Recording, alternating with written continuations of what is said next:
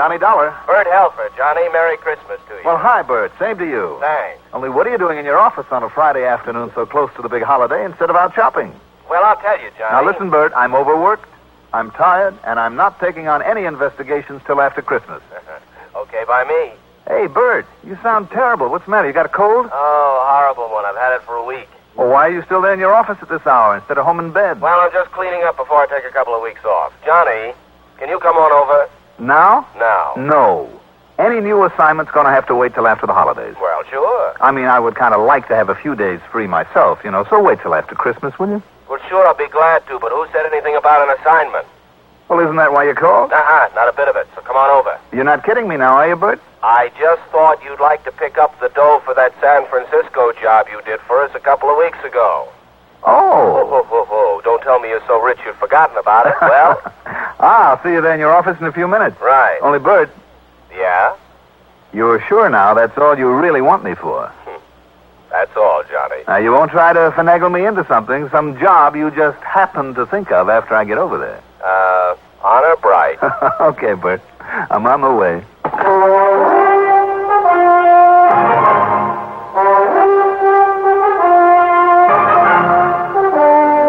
The CBS Radio Network brings you Mandel Kramer in the exciting adventures of the man with the action-packed expense account, America's fabulous freelance insurance investigator. Yours truly, Johnny Dollar.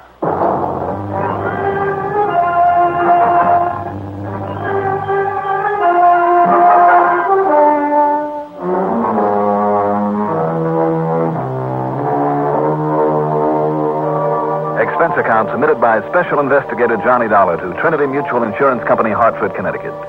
Following is an account of expenses incurred during my investigation of the phony phone matter.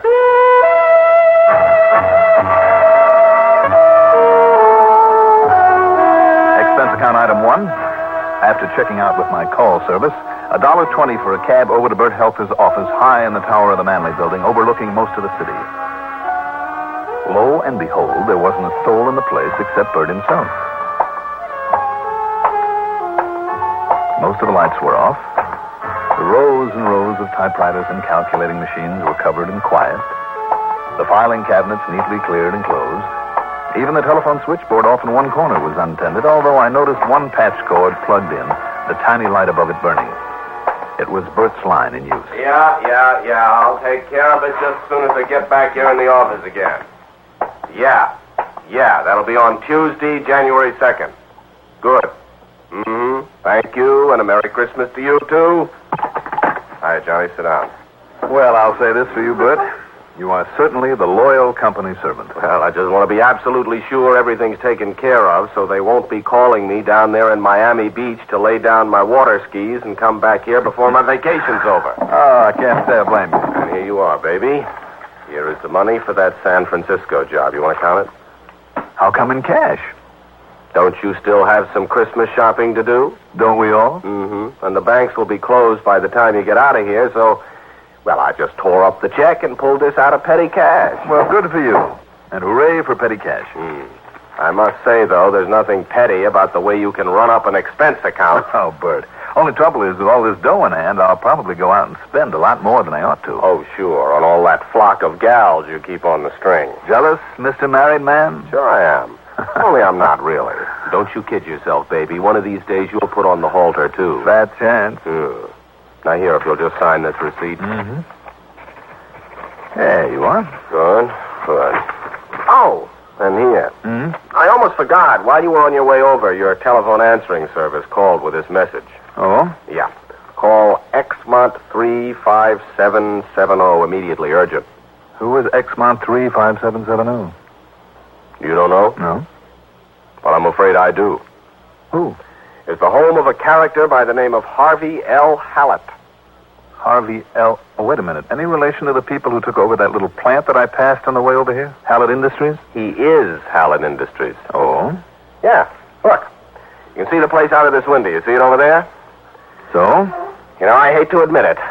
One of the boys in the office sold him a lot of insurance when he took over that place about 6 months ago. Well, what's the matter with that? Oh, we've had a big headache with that account on the inventory insurance. How do you mean?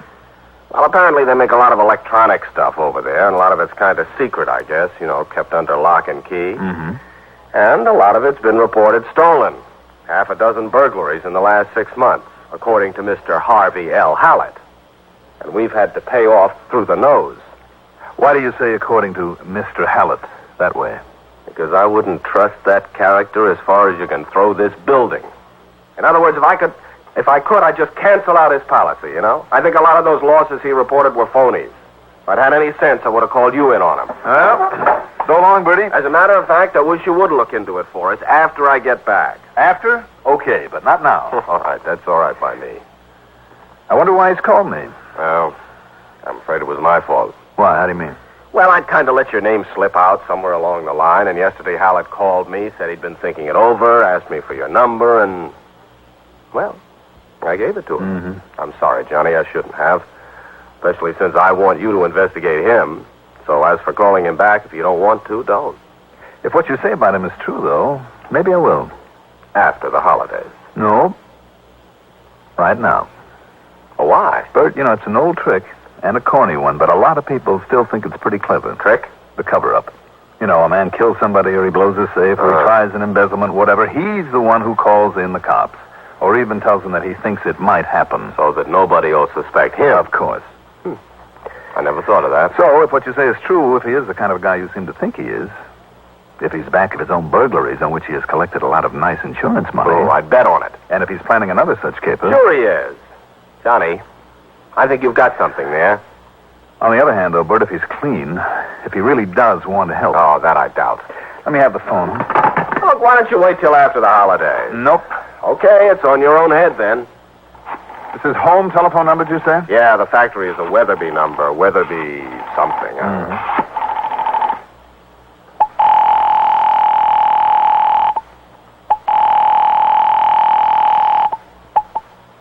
Hello? Mr. Hallett, please. This is Mary Hallett, Mrs. Hallett. Is Mr. Hallett there? Well, he's terribly busy at the moment. May I ask who's calling, please? This is Johnny Dollar. Oh, Mr. Dollar, yes. He said he was very anxious to speak with you, but he's just about to leave for New York. Oh, just a minute. Here he is. Harvey, it's for you. Darling, I know, but it's Mr. Johnny Dollar. You said you want... Yes. Here, dear. Dollar, this is Harvey Hallett. Yes, Mr. Hallett. Merry Christmas and all that. And listen, I'm very anxious to see you and to talk to you. Well, whenever you I've find had some problems over at my electronics plant, but I have to leave now immediately. Well, if it's Can I call you on Tuesday? Oh, sure. On Tuesday morning at, say, about... Yes, I know, dear, I know. Dollar, I'm sorry, but I have to hang up. I'll call you on Tuesday. Well, look, Mr... Hello? Hello? Well, that's what I call a man in a hurry. Yeah, I can hear him. Something about going to New York, he said. Or, his wife did, anyway. Where does he live, Bert? Anywhere near that little plant of his? Are you kidding? With an Exmont number? No, he lives a mile, maybe a mile. Holy smoke. What's that? Or some kind of explosion, it sounded like. Johnny, look. Look out the window, right over there.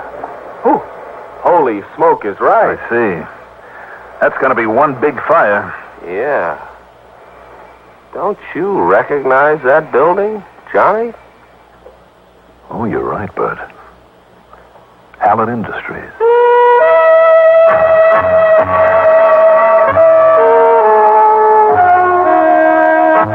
Item 2, $1 for a taxi over to the scene of the fire. I'll say this, that fire must have really taken hold with a bang, and I don't mean because of the explosion we'd heard. It was a small building, not more than a couple of 100 feet square, and by the time I arrived, there were flames pouring out of every window. And smoke, thick black smoke.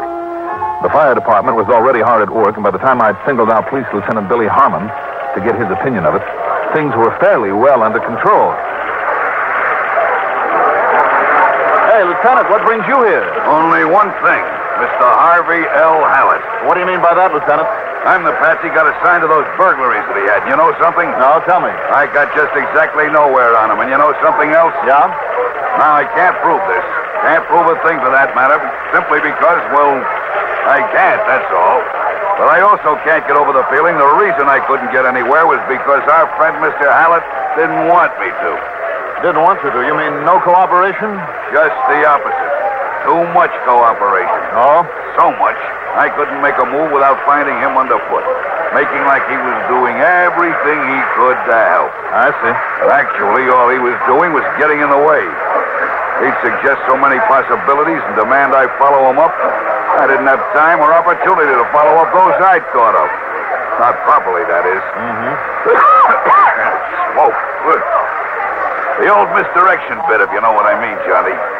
Johnny, I don't trust that guy. Seems to me I've heard somebody else give out with that same opinion. When I got the word this place was going up, well, you know what I think, Johnny? Arson? I'd bet on it. And if it is, you can be sure the boys in the torch squad will spot it. They're in there working on it already. You know, Hanley and Jimmy Beckett. Yeah. You ask me, they're the two best arson men a police department ever had. They're a pretty good pair. And if it is arson, you can be sure my number one suspect will be none other than... Wait a minute. Oil off! Conroy! Keep those people back in the line before... Come on, keep them back there. Hey, you, mister. What do you think you're doing this... Oh, you. Lieutenant Harvin, how did this happen? I heard the explosion all the way over at my home. Now, you claim you were at home, Mr. Hallett? Yes, of course I was at home. Can you prove that? I beg your pardon. Yes, I'm afraid he can, Lieutenant. Oh, you're Mr. Dollar. That's right. Did you call off your trip to New York? Well, I was just leaving. I heard the explosion and saw the smoke, so I drove on over here. No, you just drove on over, huh? Yes, I did. What happened? Dollar, what started this? Well, I'd say that you know just as much as we do. Or a lot more. What's that? Excuse me a minute. Yeah, what is it, Beckett? Look at it, Dollar. The whole plant, the whole business, all gone up in smoke. Yeah.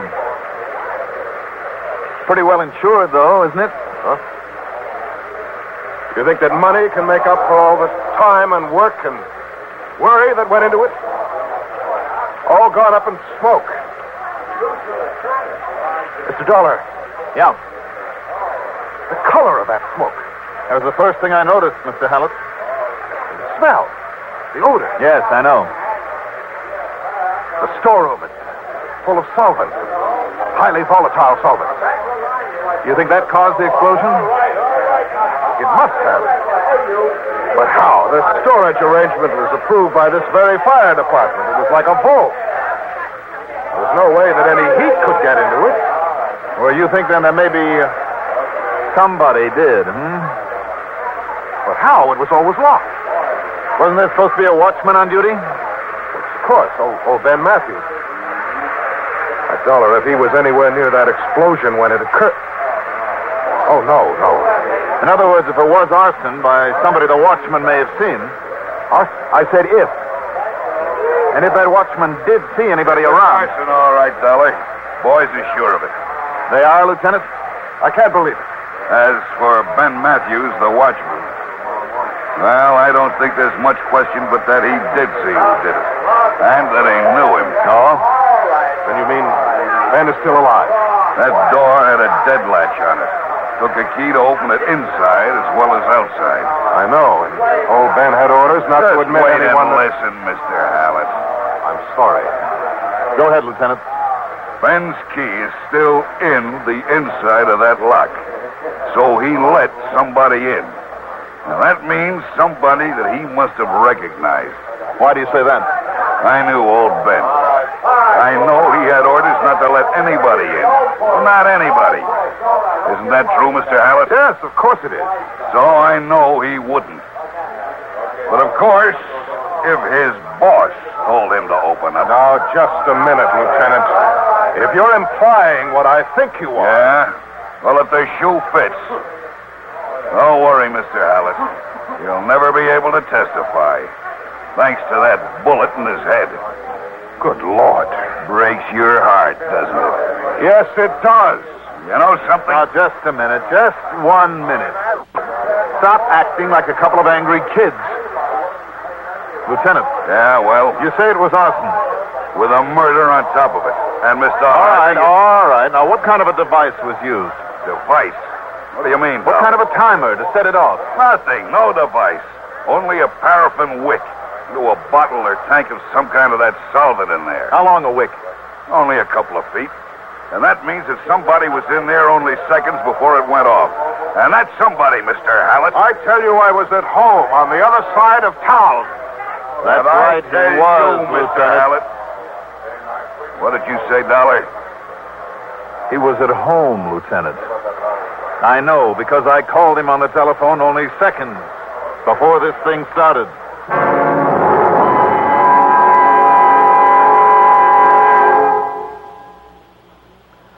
This period between Thanksgiving and Christmas is a happy one as we busy ourselves with rounds of shopping and parties. But for hundreds of thousands of families abroad, it's like any other time of the year, a time of hunger. So why not share your holiday joy with one or more of the less fortunate families? Send them Care food packages. They cost only $1 apiece and contain enough food to supplement family rations for a whole month. So send your dollars to Care, New York, 16, New York.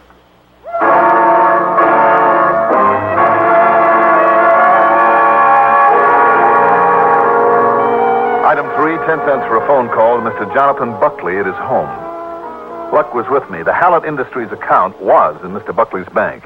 But now look here, Johnny. You know very well I can't tell you that. Such matters are completely confidential between a banker and his client. Even though arson is involved, Mr. Buckley? Even though, Johnny. And a murder?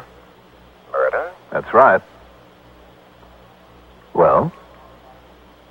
What if I were simply to say that, in spite of all the money originally transferred from his New York bank, that Hallett's financial condition is pretty bad? Oh? Would that be of any help, Johnny? It certainly would. Thanks.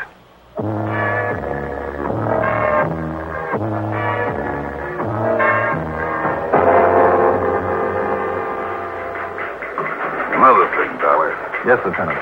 After those so-called burglaries, I checked over every one of Hallett's 8 employees myself. There isn't a cleaner bunch of people anywhere in town. Well, even so. I'm sure of it.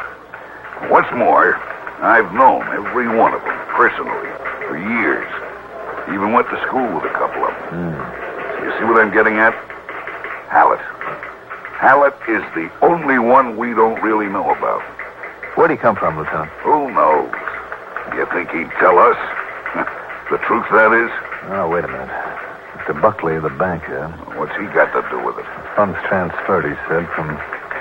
Hey, you want to treat me to a call to New York?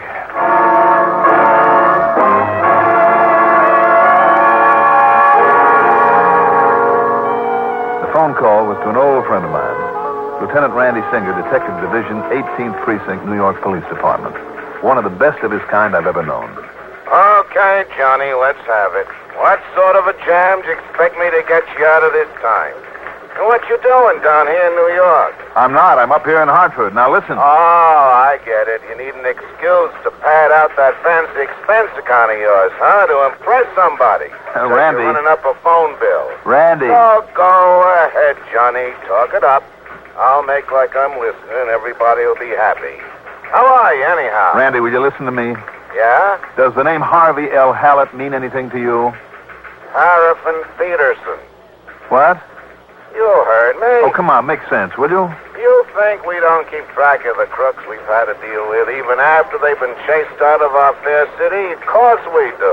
Randy. And poor Paraffin Peterson, well, we couldn't get a thing on him, by the way. Randy, the man I'm interested in is Harvey L. Hallett. But we did make it pretty rough on him.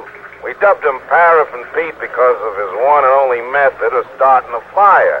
And that's the name he took on after we showed him the way out of town. He and that doll of his, Mary. Only Ma would be a better word. The name, Randy? What? Oh, the one you said. Harvey L. Hallett? Yep. Used to be known in these parts as Paul Peterson. Paraffin Peterson. Okay, Randy, thank you. You hear it, Lieutenant? Sure did, Dollar. Looks like you were right. He's our man. Yeah, but you yourself are his alibi. I mean, if you were really talking to him on the phone the same time as that fire was set... Well, now, suddenly, I'm not so sure. Hallett Electronics, Well, maybe his product line includes something like... Come on, Lieutenant, we better get going. Yeah, where? Let's hope he hasn't got home from his fire yet.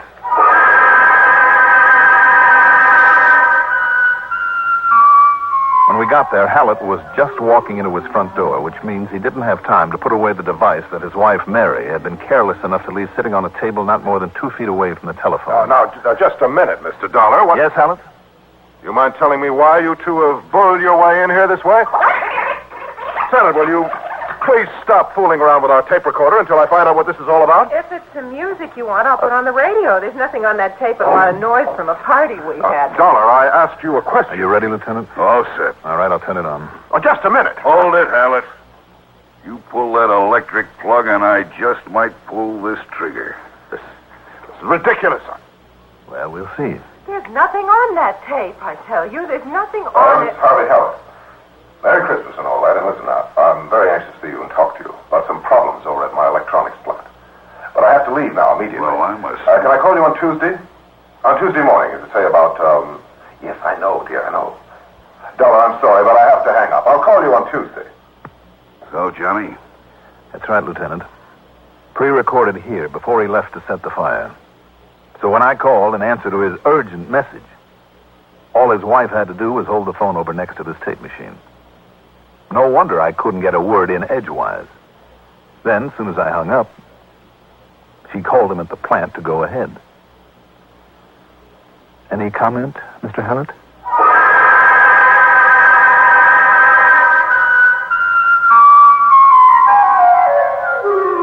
Expense account total?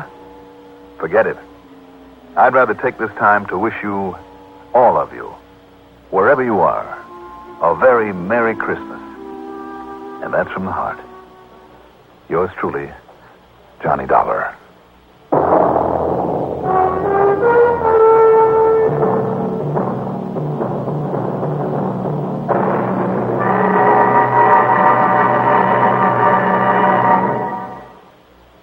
Now, here's our star to tell you about next week's story. Next week? Well, next week, there won't be any case. But I think you'll want to be here anyway. Next week at this time, you'll be hearing our annual Christmas Eve Sing with Bing. We'll be back 2 weeks from now. Merry Christmas from yours truly, Johnny Dollar.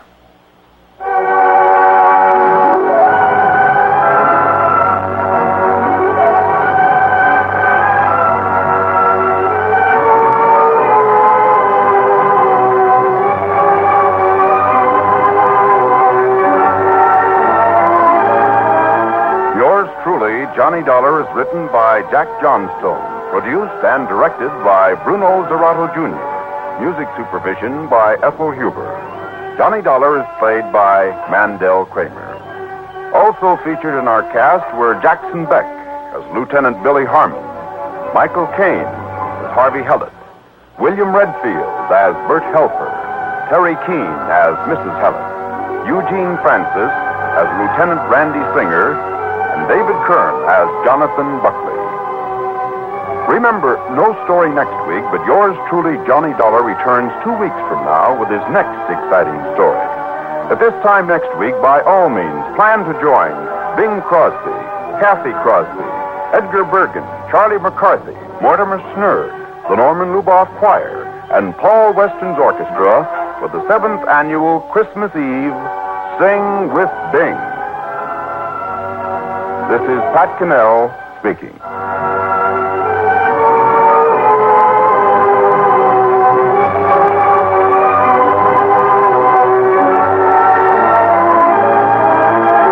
The stars shed their inhibitions on Arthur Godfrey time weekdays on the CBS Radio Network. From Hollywood, it's time now for... Johnny Dollar. Ansel Garrett, Johnny. I was out when you phoned a minute ago. Ants, get over here fast. What's the matter? I'm trapped in the office of Jensen's boathouse. Trapped? Look, I've got no time to explain. There's a man outside with a gun, and I can't hold him off much longer. Who is it? I don't know, but I've got a strong hunch it's the one who murdered Russell. And he's trying to do likewise to me.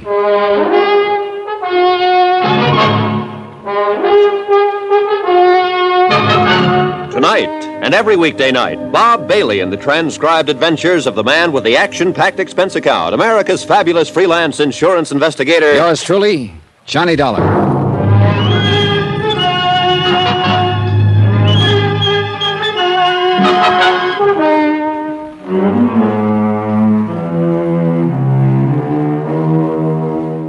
Expense account submitted by Special Investigator Johnny Dollar to Amalgamated Life Associates, Home Office, Hartford, Connecticut.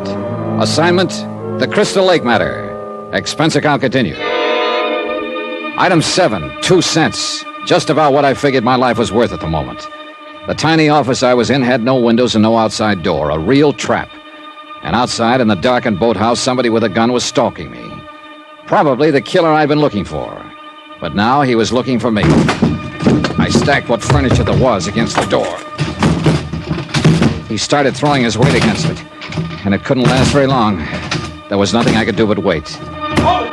Right the arm! Right then, the sound of Aunt Garrett's voice outside was just about the sweetest music this side of heaven. Drop the gun! Drop it! You okay, Johnny? Yeah, just a minute. I'll get this stuff away from the door. Okay. Light switch here somewhere. There. Well, Bill Jensen. So you're my boy, Jensen. What are you talking about? What are you doing here anyway, Dollar? Getting shot at by you, mostly. Look, this is my boathouse, remember? You got no business to come prowling around here. Now, simmer down, Bill. Simmer down. I thought he was a prowler, Ance. Oh, yeah, sure. You knew I was getting close to you, Jensen. You decided to put me out of the ball game, and you came pretty close, believe me. I tell you, I don't know what you're talking about. I figured it was somebody after my boats Expect again. me to buy a story like that? Just hold it a second, both of you. If I can get a word in edgewise around here, maybe we can straighten things out. They're pretty straight right now, as far as I can see. Maybe. Bill, you claim you figured Johnny was a prowler trying to steal something, huh? How would you figure it, Ance? I see somebody sneaking into the boathouse and catch a glimpse of somebody else hanging around outside. Wait a minute. Somebody else? Who? Man or woman? I couldn't tell. Whoever it was got out of sight mighty fast. Oh, sure. Pretty convenient story, Jensen. Somebody around here has been keeping an eye on me right from the start. But right now, it figures to be you. Look, Dollar, I'm... Hold it, Bill! A couple of Jensen's boats have turned up missing lately, Johnny. It's natural he might think that and something else has turned up missing here, too, Ance. What do you mean? That's why I came here to the boathouse tonight in the first place.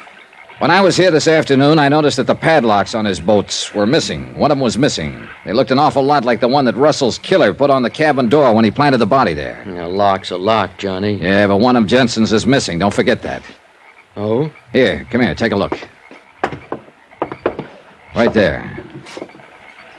Yeah. So it is. How about it, Jensen? I didn't even know it was gone. How do I know what happened to it? Somebody stole it, probably the same guy who stole those boats last month.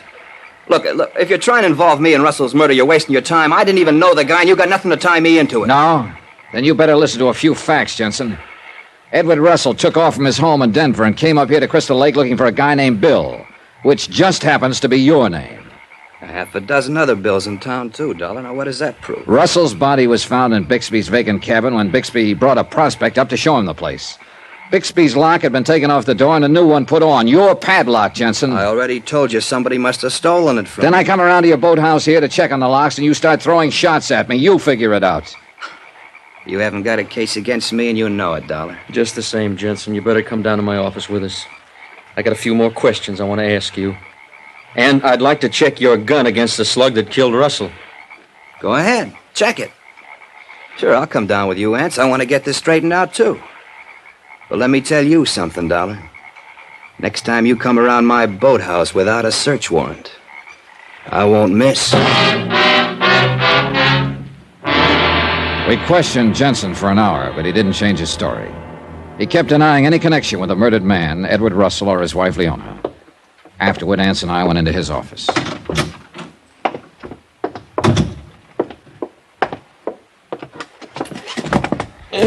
I don't think we got enough to hold him on, Johnny. For one thing, his gun's a different caliber than the one that killed Russell. Oh, sure, he could have used a different gun, but we'd have to find it to prove anything. Well, what about the padlock? That's a point, all right, but it's our only point. Somebody could have stolen it, like Jensen said. A frame? Could be. Jensen sure sticks to his story. Yeah. I threw everything I could think of at him, but he didn't crack an inch. Well, after all, Johnny, you were out of line going into his boathouse like that. So I should have had a search warrant. There wasn't time.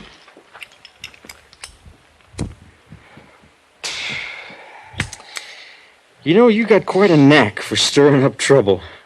If you're wrong about Jensen and the other suspects, you're going to owe a few apologies. Apologies I don't mind handing out. But Russell's killer I want. You think I don't? Deputy Sheriff Garrett speaking. What? Oh, yeah, put it through. It's Mrs. Putnam in Denver, Johnny, wife of the man who wanted to buy Bixby's cabin. Yeah. I put a call into her earlier. Hope you... Hello? Oh, yeah, Mrs. Putnam. This is Deputy Sheriff Garrett up at Crystal Lake. Yeah, the reason I'm calling, your husband tells us you and he had been interested in buying a cabin up here for some time. I thought I'd check with you. What's that? You sure about that? I see.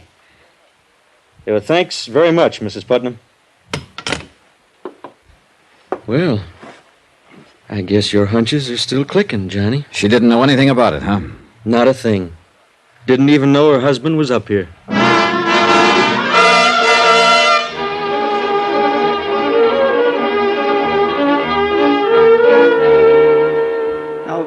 Look, gentlemen, I've already told you all about it. I saw Bixby's ad in the paper about his cabin here being for sale. It sounded like just a thing that...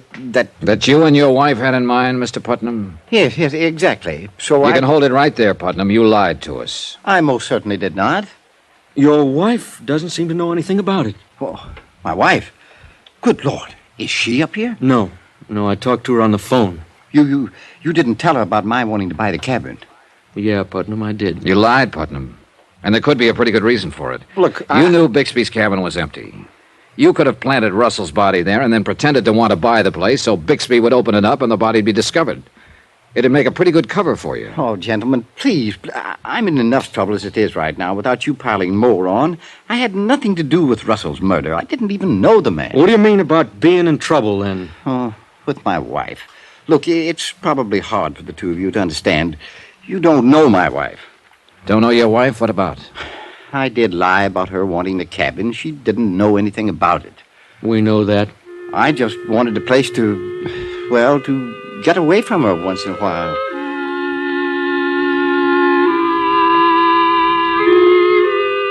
Ance looked at me, and I looked at Ance. And I guess we both had the same idea. The idea that we'd run another in a long series of blanks. We heard Putnam out a long and familiar tale of woe. We could establish no connection between him and the dead man, so we finally left.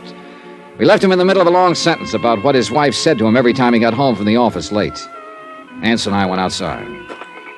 The lake was silver in the moonlight, and a million stars were crowding the sky. A good night to be young. But at the moment, I was feeling 90 years old. Getting you down, Johnny? Yeah, right now I feel like an old beat-up merry-go-round. I've been going round and round, and my bearings are getting creaky. Yeah, the trouble is we've checked out just about everybody who could possibly be involved. It's motive that beats me, Ance. The only one we know of to gain by Russell's death is his wife, Leona, beneficiary of his $50,000 insurance policy. Yeah, but the Denver police established her in Denver at the time Russell was killed up here. Yeah, she couldn't have done it. We've got only one more lead as far as I can figure. The guy who drives the local taxi here at the lake. Hiram? Yeah. He keeps his car right over there in that shed. I know. That's why I was heading this way. Shed's empty, though. Benny Norton told me when she was with Russell the night he got killed, his Hiram came up and told Russell somebody was looking for him, drove him away. Well, Hiram could have a line on the killer. But I can't seem to get a line on Hiram. I've tried to call him half a dozen times. I've left a message for him to contact me, but I haven't had a word from him. I don't like it. Our boys are looking for him. No sign yet. Well, we're not getting anywhere right now. Hey, look, if you're off duty, Ance, I'll buy you a drink in the hotel room. I am, and you got a deal. Of course, there's one possibility been in the back of my mind all along, Johnny. And probably in yours, too. You mean the killer could be somebody we don't even know about, a stranger? Yeah. Yeah, those are the toughest ones to crack. I know. Lobby's kind of crowded tonight. We're getting into busy season. Mr. Dollar? Hey, it's Leona Russell. Excuse me a minute, Ance. Meet you in the bar. You're right. Good evening, Mrs. Russell. I didn't know you were still here. I'm leaving in the morning. The sheriff asked me to come up here and make an identification of the body. I know. Afterward, I just couldn't seem to get myself organized. I took one of the hotel cottages for a day or two. Such a peaceful spot up here. It's hard to believe. Yes, I understand. Mrs. Russell, your husband came up here apparently looking for a man named Bill. I've questioned 2 Bills so far, Cullen the bartender and Jensen the boatkeeper. Those names mean anything to you? Not that I recall. That's what's so terrible about this whole thing, Mr. Dollar. There just doesn't seem to have been any connection between anybody up here and my husband. Why would anyone have done it? That's a good question, Mrs. Russell. And right now, we don't seem to have an answer for it. I went into the bar, but Aunt Garrett was nowhere in sight. The bartender told me he'd been called away. Expense account item 8, 75 cents, 1 drink. I waited. Still no Garrett.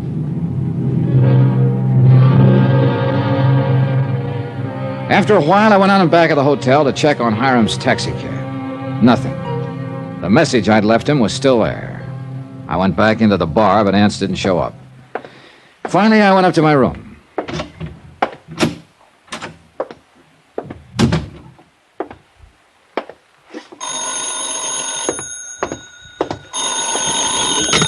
Johnny Dollar. Hey, it's Garrett, Johnny. Oh, hi. I tried to call you in the bar just now. They told me you'd gone to your room. I got tired waiting for you. Sorry, I got hauled away on official business. I'm calling from a gas station up near the 3 Mile grade. Trouble? Plenty. Johnny, seems like when you go looking for people, it always turns out to be bad luck. For them. What do you mean? You came up here looking for Russell. He turned up dead. Now you've been looking for Hiram, the taxi driver. Don't tell me. Afraid so. We just fished his body out of a ravine.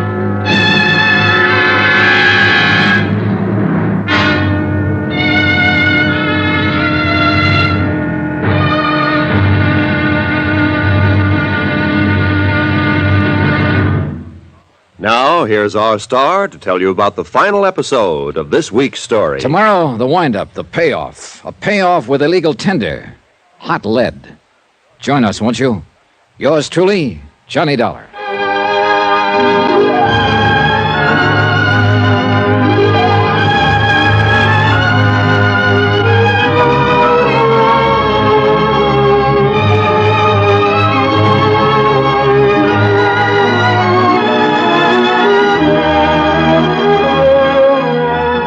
Yours truly, Johnny Dollar, starring Bob Bailey, is transcribed in Hollywood. Written by Robert Reif. It is produced and directed by Jack Johnstone. Be sure to join us tomorrow night, same time and station, for the next exciting episode of Yours truly, Johnny Dollar.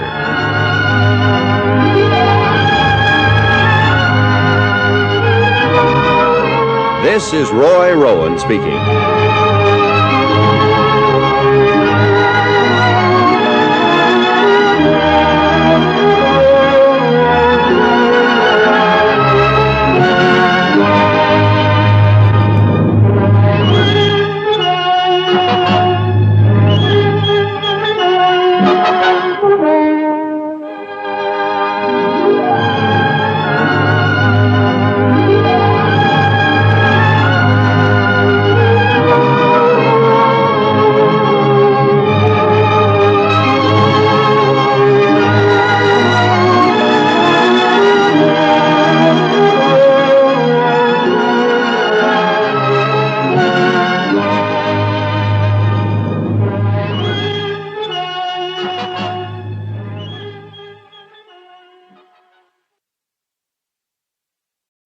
From Hollywood, it's time now for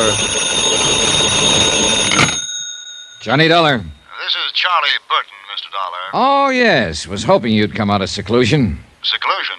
I arrived in Ensenada at 4 o'clock this afternoon. It's now 10 p.m., and I still haven't been able to see the man I'm supposed to protect. I did not invite you here, Mr. Dollar. I do not need any protection. Well, my insurance company doesn't agree with you, and they've got $500,000 riding on your life. Look, my life has not been threatened. That note was a mere bit of buffoonery perpetrated by one of those nearest and dearest to me. One of those to whom I have unstintingly devoted my Oh, entire... knock it off, Burton. I know the good old lovable Charlie legend, and I've seen your TV show. Well, naturally. Look, are you going to talk to me, or do I wire my company to cancel your policy and notify your sponsor that you've refused to cooperate with us? Mr. Dollar, you may come down to my room in 10 minutes. I'll be there in an hour, Burton. You wait on me for a change.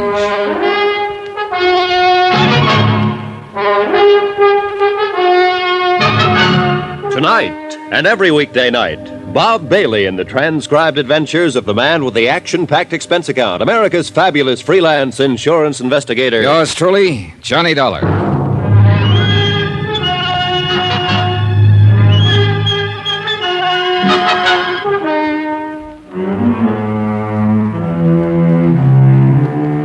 From Special Investigator Johnny Dollar, location Ensenada, Mexico.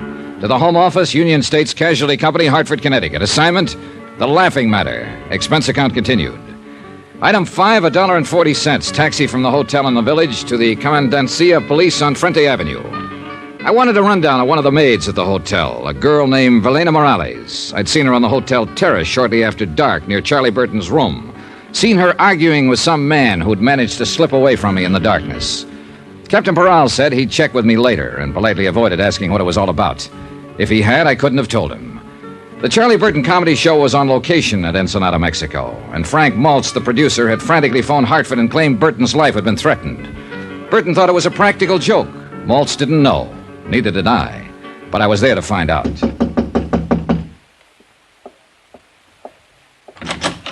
Hiya. You are Mr. John Dollar, I assume. You couldn't assume any corrector. Mind if I come in? By all means, do. Thanks. I am Charles Burton, Mr. Dollar. Yeah, I know. I've seen your face in a number of saloons. I beg your pardon? Oh, on their television sets. Oh, yes, of course. Well, sit down, Mr. Dollar. I just did. Yes, so I noticed.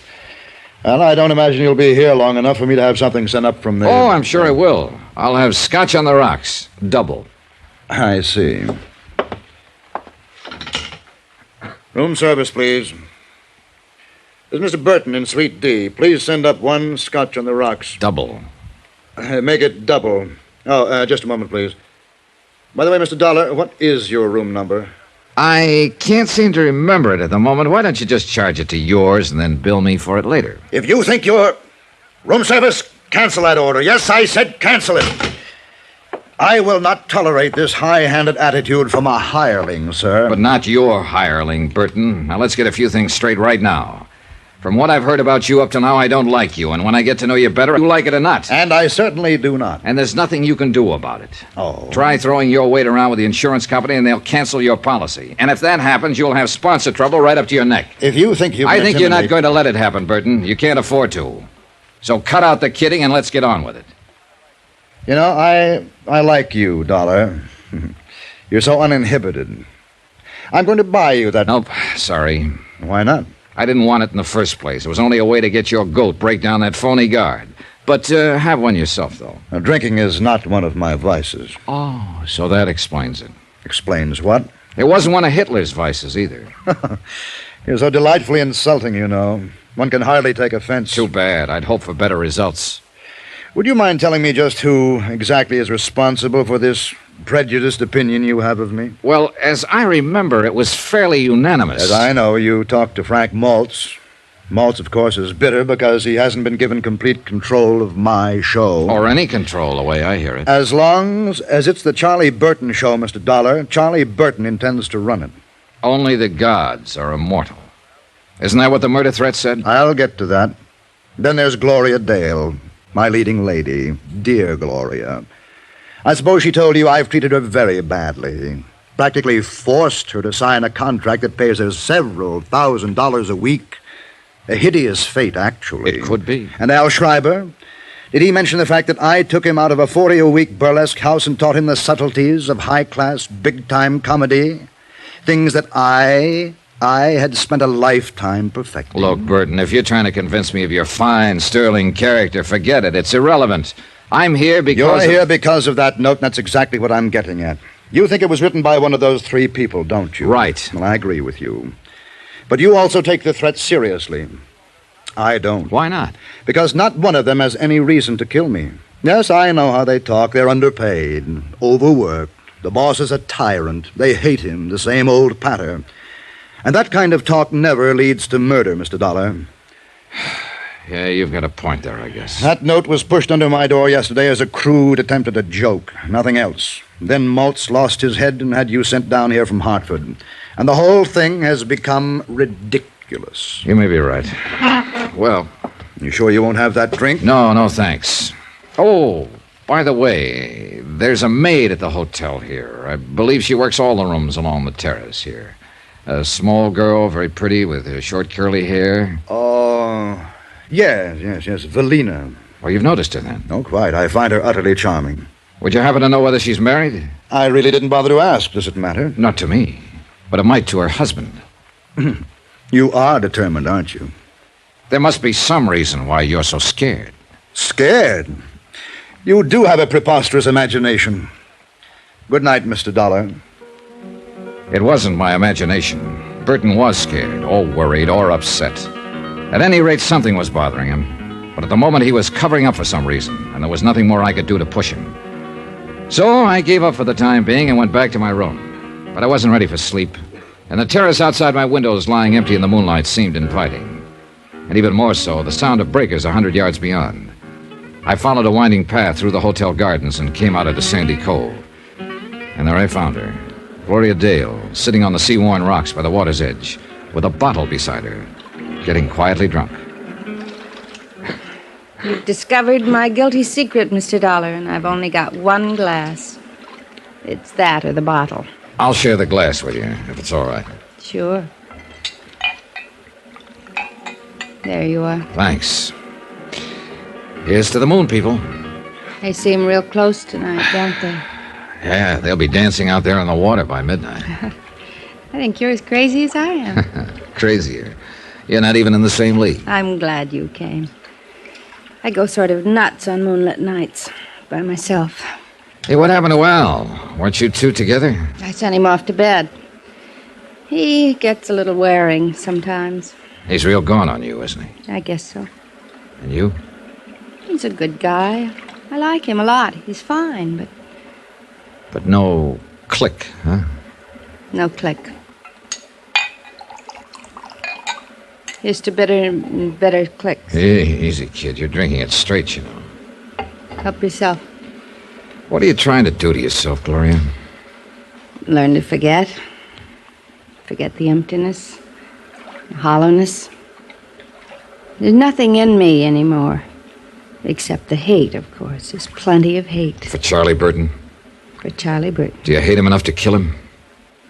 You've always got your eye on the ball, haven't you, Mr. Dollar? More or less. Would you like to tell me about this emptiness? No, I don't think so. All right. Why not, though? It's the edge of the land and the edge of the sea. You're from the moon, and you'll go back there at dawn. So why not? Here's to the moon. It makes people crazy. Hey, save half of that one for me. Oh, sure. Here you are. Yeah, just leave it there. So? Well, a year ago, my contract was up. And I was leaving the show. And I was about to be married. Jerry, his name was. And he's the only man I ever really loved. Uh-huh. Burton was furious. Said I was letting him down. I was ungrateful. But he couldn't stop me because my contract was up. And one morning I got a note from Jerry. Special delivery. We were through, it said. Why? No explanation. Just a cold, vicious note. That same morning, Jerry left town with a friend. Chartered a plane and went to Canada on a hunting trip. And you didn't find out the reason for it? Later, yes. At the time, I was hurt. I was terribly hurt. I signed a new contract and went on working. And months later, I got the story roundabout. What was it? A private detective, one of the crooked ones, had gone to Jerry with a complete report about me, supposedly. My private life, field reports, affidavits, statements, even photographs. A fake, the whole thing. But it convinced Jerry. You know who was behind it? I can guess. Sure. Good old, lovable Charlie Burton. He wanted to make sure I'd sign that contract. But when you did find out, why didn't you go to Jerry? I wish I could have. That hunting trip, the plane had crashed. Jerry never came back. He was killed. That's crazy, huh? Oh, no, easy, sweet. Do I hate Charlie Burton enough to kill him? That's what you asked me, wasn't it? Sure, I hate him enough. 1,000 times enough. Only I haven't got the nerve. So what do? I drink. Gloria. The hotel. Help me get back there. Please, Johnny. Will you take me home? Love and hate, and the Black Sea Rocks, and a lunatic's moon at midnight. And no help on this earth for a wounded heart but time itself. A tide was rising now, and rising fast. And hidden by the darkness, a wave curled and broke. And time ran out. I lunged out of bed and fumbled in the blackness for my robe and slippers and gun. Yeah, who is it? Charlie Burton. Open up, hurry. Dollar, you've got to protect me. Somebody took a shot at me through my window from the terrace. Oh, it was probably just a crude, practical joke. Joke? Joke? This is no laughing matter. Don't you understand, Dollar? Somebody's out to kill me.